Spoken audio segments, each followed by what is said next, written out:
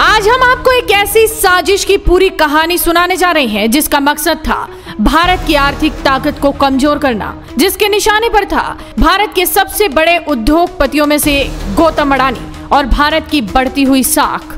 Adani green को मिली clean chit ने न सिर्फ एक कंपनी को बेदाग साबित बल्कि उस पूरे विदेशी नैरेटिव की धज्जियां उड़ा दी जो महीनों से भारत की साख को बदनाम करने में लगा था। लेकिन कहानी यहाँ से शुरू नहीं होती।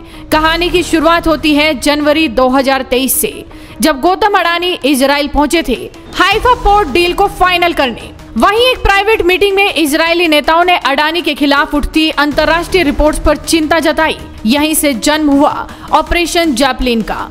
इजराइल की मशहूर खुफिया एजेंसी मोसाद ने तुरंत जांच शुरू की और फिर जो खुलासे हुए उसने पूरी दुनिया को चौंका दिया। मोसाद ने खोज निकाला एक पूरा षड्यंत्र, अमेरिका, यूरोप, ऑस्ट्रेलिया और भारत तक फैला हुआ नेटवर्क। एक ऐसा नेटवर्क जो सिर्फ अडानी को ही नहीं बल्कि भारत के बढ़ते प्रभाव को टारगेट कर रहा था। इस जाल में कौन कौन था?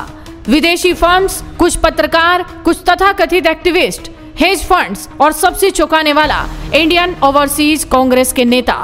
ओकब्रुक टेरेस अमेरिका का एक शांत सा शहर, लेकिन वहीं एक बिल्डिंग में छिपा था इस पूरे षड्यंत्र का केंद्र, जहां इंडियन ओवरसीज कांग्रेस का ऑफिस भी स्थित था। Same address, same agenda. इसके बाद मोसाद ने और भी खतरनाक सबूत निकाले। रात के 2:20 पर CNBC ने अडानी के खिलाफ एक स्टोरी चलाई और महज 3 मिनट बाद इंडियन ओवरसीज कांग्रेस के महासचिव संदीप वांगला ने एक ट्वीट कर दिया। मतलब टूल किट पहले से तैयार थी। कांग्रेस IT सेल पूरी तरह से एक्टिव थी। और याद रखिए, ये कोई एक रात का खेल नहीं था, ये महीनों से प्लान की गई साजिश थी जिसे मिडनाइट टूलकिट का नाम दिया गया। लेकिन असल में ये था मिडनाइट बिट्रेयल, भारत के खिलाफ गद्दारी। ऑपरेशन जैपलिन की मोसाद रिपोर्ट ने एक बड़ा खुलासा किया। राहुल गांधी ने स्टैनफोर्ड यूनिवर्सिटी यात्रा के दौरान हिंडनबर्ग टीम के साथ मुलाकात की थी। वादा किया गया था अडानी और मोदी को मिलकर खत्म करेंगे। अब जब अडानी ग्रीन को स्वतंत्र समीक्षा में क्लीन चिट मिल चुकी है तो कांग्रेस, उसका IT सेल और विदेशी एजेंट सब चुप हैं। Today we will discuss Operation Zeppelin. It's a story of how India's opposition sold the country for its lust for power. There are betrayals and then there is treachery so deep that it bleeds the soul of a nation. In January 2023, Gautam Adani was in Israel finalizing the acquisition of the strategic Haifa port, a deal that would not only bolster India-Israel relations, but also shift the balance of maritime power in the world. It was then that the Hindenburg report was detonated like a precision strike, erasing $150 billion in market value and casting a shadow over India's global economic standing. But now we know that it wasn't random. It wasn't even business. It was war, an information war, a proxy sabotage. And the Gandhis, the Congress ecosystem, the TMC cabal, and their NGO-financed global lackeys were the enablers. Israel's spy agency Mossad launched Operation Zeppelin to investigate the timing and the motivations behind the Hindenburg attack. What they found was a dagger aimed at not just Adani, but at India's very rise as an economic power. Encrypted chats, foreign funding, global coordination, all were rolled into one. Mossad traced it back to one address in Oakbrook Terrace, Illinois, which is the headquarters of the Indian Overseas Congress led by Sam Pitroda, the perennial puppet master behind the Gandhi family. Pitroda's home server, his own home servers were hacked. The truth found there was grotesque.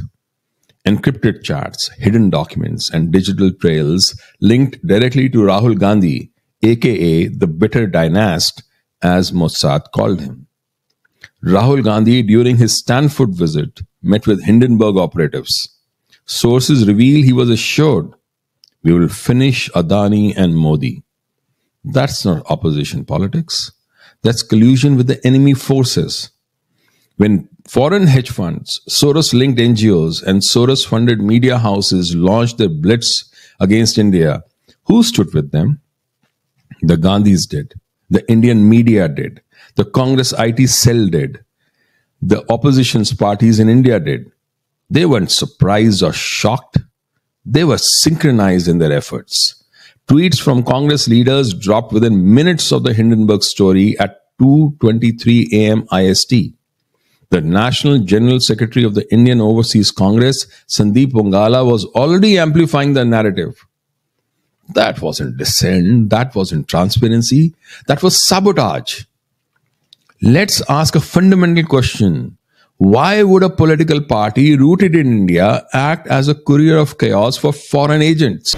Rahul Gandhi, देश जानना चाहता है, जो आप झूठ फैलाने में इतने तेज थे, तो अब सच्चाई सामने आने पर आपकी जुबान क्यों सिल गई? अडानी ग्रीन ने अपनी स्वतंत्र समीक्षा में पूरी तरह से साफ किया कि कोई रिश्वत नहीं दी गई, कोई गड़बड़ी नहीं हुई, सभी नियमों का पालन किया गया और अमेरिकी कार्रवाइयों का उनके बिजनेस पर कोई असर नहीं पड़ा। यही नहीं, विनीत जैन की फिर से मैनेजिंग डायरेक्टर के तौर पर नियुक्ति भी इसी भरोसे की मोहर है कि अडानी ग्रुप आज भी दुनिया के भरोसे पर खरा है। अब देखिए कांग्रेस आईटी सेल का रवैया। जिस एसईसी जांच को अडानी के ताबूत की आखिरी कील कहा जा रहा था, वो अब खुद दम तोड़ रही है।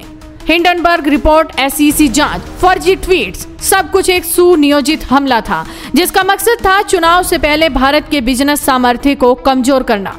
लेकिन अडानी ग्रीन की क्लीन चिट सिर्फ एक कंपनी की जीत नहीं है, ये भारत की आत्मा की जीत है। ये उस सपने की जीत है जो कहते हैं भारत अब चुप नहीं बैठेगा। ऑपरेशन जैपलिन ने बता दिया, भारत पर बाहर से हमला करना इतना आसान नहीं है और जो अपने ही देश के खिलाफ साजिश में लगे थे, उनका चेहरा आज उजाले में बेनकाब हो चुका है। अब सवाल सीधा है, कांग्रेस आईटी सेल कहां है? रात को शेर बनने वाले दिन में क्यों गायब हो गए? जो झूठ फैलाते थे अब सच्चाई से भाग क्यों रहे हैं? देश अब जाग चुका है। जो लोग भारत के विकास को रोकने के लिए भीतर और बाहर से काम कर रहे थे, उनसे अब जवाब लिया जाएगा। ऑपरेशन जैपलिन कोई रिपोर्ट नहीं, ये एक चेतावनी है। अब हर झूठ का जवाब सच्चाई से मिलेगा। अब भारत को झुकाना आसान नहीं है।